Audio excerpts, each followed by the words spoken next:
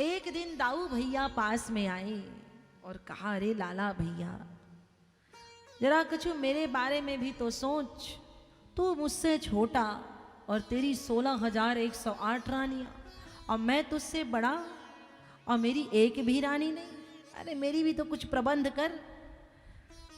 कन्हैया ने कहा, अभी चट मंगनी पट ब्याह करवाते, तुरंत आपके लिए कन्या खोजते, आप काहे चिंता कर रहे हो। और उसी समय ब्रह्मा जी को फोन लगाया कि धरती में मेरे दाऊ भैया के लायक कौन सी कन्या है।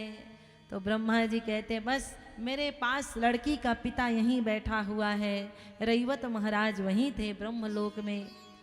अपनी बिटिया के लिए धरती में रैवत महाराज कौन है? सूर्यवंश के रैवत महाराज, सूर्यवंश के, रामचंद्र के वंश के रैवत महाराज हैं। अपनी बिटिया के लिए पूरी धरती में वर खोजा, लेकिन एक भी वर इन्हें पसंद नहीं आया। बोले, जब मेरी पहुंच सीधे फैक्ट्री तक है तो शोरूम में क्यों भटकूं, फैक्ट्री में पहुंचता हूं। भैया महाराज थोड़ा अपडेट करो, अपने जितने भी प्रोडक्शन है उसको सही करो। तो ब्रह्म लोग पहुंच गए तो ब्रह्मा जी ने कहा, यहाँ खोज लो। वहाँ भी कोई वर उन्हें पसंद नहीं आया। तो ब्रह्मा जी ने कहा, अब धरती में जाओ, कृष्ण का फोन आया है, उनका भाई है दाऊ, और अब उनके भाई के साथ अपनी बिटिया का विवाह संपन्न करो। तो रैवत महाराज धरती में आए और विवाह का प्रस्ताव लेकर के आए।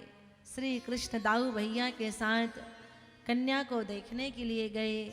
लड़की पसंद भी आ गई, बातचीत तय हो गई लगभग। लेकिन दाऊ भैया ने कहा, लाला भैया एक समस्या है। बोले, क्या समस्या है? तो सतयुग में मनुष्य की औसत ऊंचाई हुआ करती थी 31 फीट की। कितने? 31 फीट की। त्रेता में घट करके हो गई 21 फीट की, द्वापर में घट करके हो गई 11 फीट की, और कलयुग में घट करके हो गई 5.5 फीट की। 5.5 फीट की।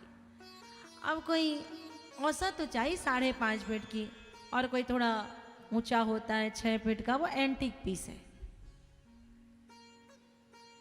और धीरे धीरे लोग बौने होते जा रहे हैं कलयुग में, और छोटे छोटे छोटे छोटे छोटे होते जा रहे हैं।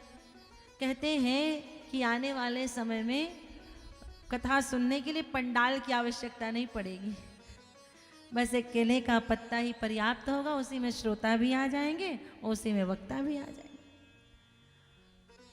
तो बोले, बलराम जी ने कहा, भैया इनकी ऊंचाई है 21 फीट की और मेरी ऊंचाई है 11 फीट की, अब जोड़ी कैसे जमे?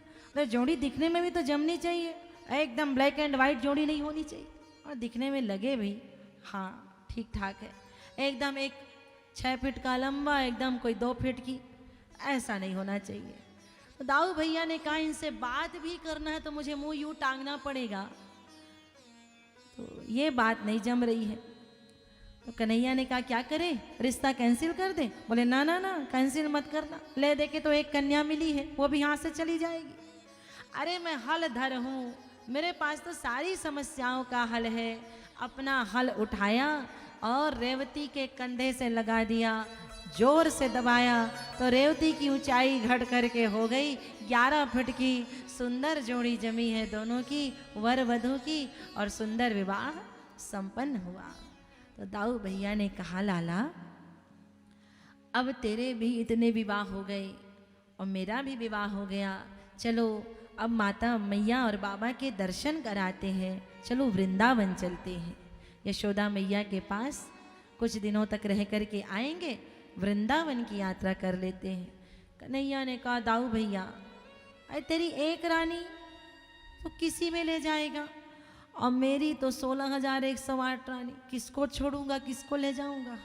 2-4 छोड़ूंगा तो बाकी मुंह फुला लेंगी। इसलिए भैया आप जाओ, हम फिर कभी जाएंगे।